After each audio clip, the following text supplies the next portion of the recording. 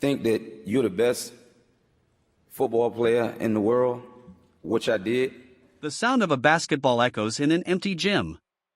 A single spotlight cuts through the silence, and in that light stands Allen Iverson, the man they called the answer. He was barely 6 feet tall, yet every time he stepped on the floor, the entire game tilted toward him.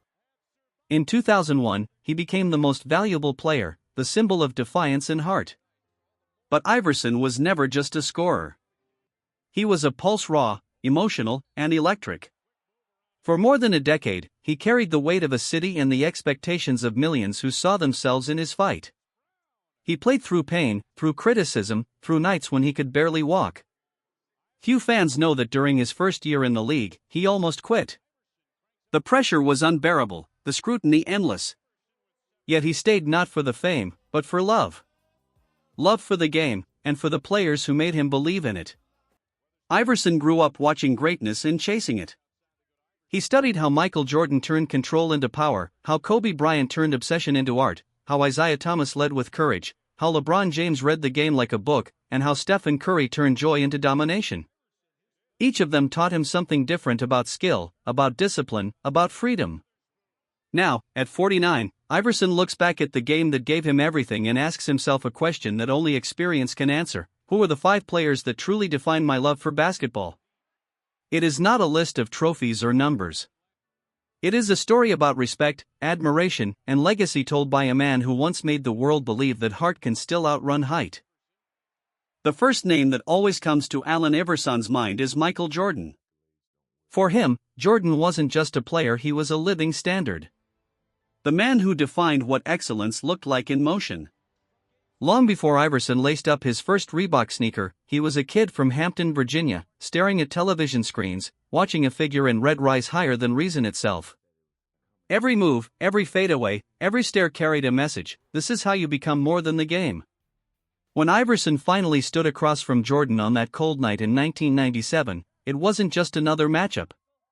It was a collision of eras, the master versus the apprentice who had learned his lessons from the shadows. The crowd at the United Center could feel it, the silence before something immortal. Iverson took the ball at the top of the key, sold a fake to the right, then snapped back left. Jordan bit for a fraction of a second, just long enough for Iverson to rise and let the jumper fly. Swish! The crowd gasped, and history took a breath. That moment became one of the most replayed clips in NBA history, but for Iverson, it was never about showing up the legend. It was about earning his respect. He didn't see a rival that night, he saw a mirror reflecting everything he wanted to be: fearless, disciplined, unstoppable. Later, he admitted that even after that crossover, he still looked up to Jordan as the ultimate example of greatness under pressure. Jordan taught Iverson something that no coach ever could: that being great isn't about beating others, it's about proving you belong on the same court with them. Every time Iverson heard his name mentioned alongside Jordan's, it wasn't pride he felt, but gratitude. The kid from Hampton had stood before his hero, dared to move, and found that the dream was real. In Iverson's story, Michael Jordan remains the first spark, the reason the fire started. If Michael Jordan was the standard, then Kobe Bryant was the mirror, the reflection that never stopped sharpening. For Allen Iverson, Kobe wasn't just another competitor, he was the living proof that obsession could turn talent into legacy. Both entered the league as young guards with something to prove, both carried the weight of entire franchises, and both refused to bend to anyone. But where Iverson thrived on instinct, Kobe thrived on control. Their duels weren't just games, they were lessons in contrast.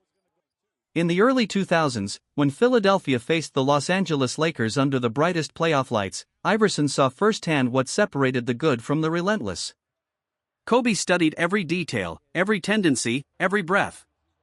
He'd watch film until the morning, memorizing Iverson's rhythm, the timing of his crossovers, the angles of his attacks. And yet, when the game began, Iverson still came for him, fearless, raw, unfiltered.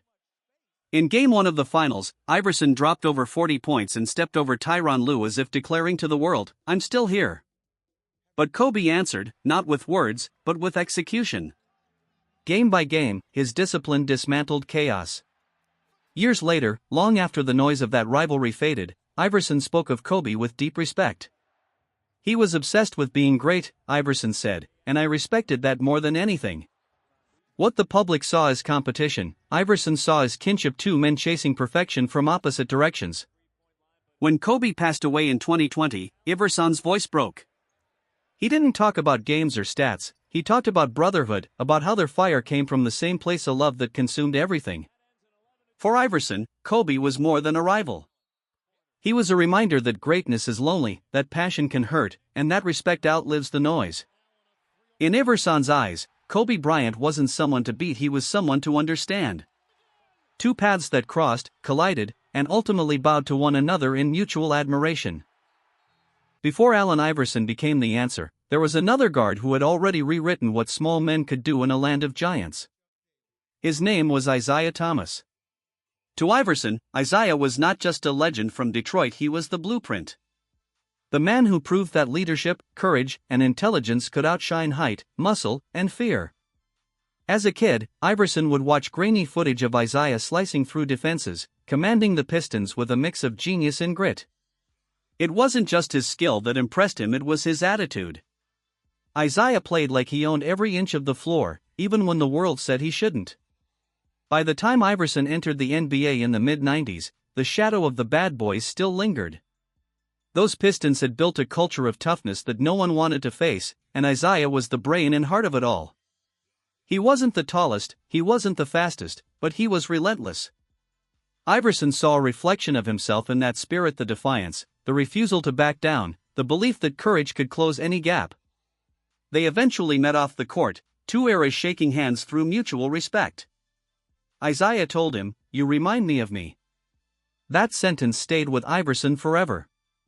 To be seen, to be recognized by the man who once stood against giants like Magic and Bird, it was validation deeper than any award. Isiah's influence went beyond play style. He showed Iverson how to lead when the odds were impossible, how to take pain and turn it into focus, how to make every game personal without ever losing control. Every time Iverson drove into the lane, every time he took a hit and got back up, there was a piece of Isiah Thomas inside that motion. For Iverson, Isiah wasn't just a player from history, he was proof that greatness could come in small packages wrapped in big hearts. The original fighter who made it possible for every undersized dreamer to believe they belonged.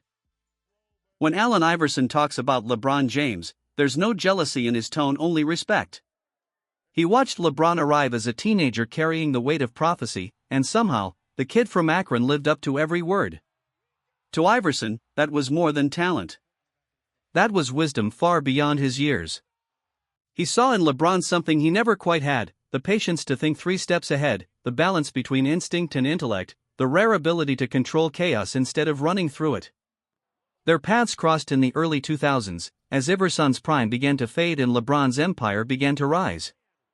Iverson, the symbol of individuality and emotion, faced a young star who treated every possession like a puzzle to be solved. Watching LeBron play was like watching the evolution of the game itself, power with purpose, vision with poise. Where Iverson relied on heart, LeBron relied on structure. Yet both played with the same fire, the same need to prove that passion and purpose could coexist.